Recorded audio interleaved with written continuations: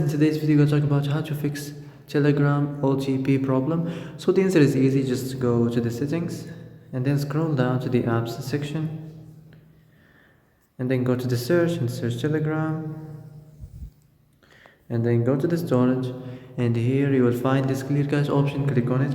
Now you can go check it if it worked, and if it didn't, you can try to restart your phone or turn the Wi-Fi off and on, or the Bluetooth or the airplane mode.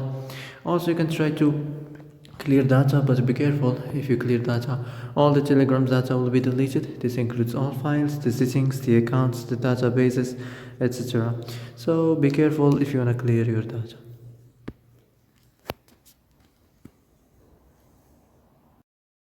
So that's it for today's video. I hope this is the answer you've been looking for.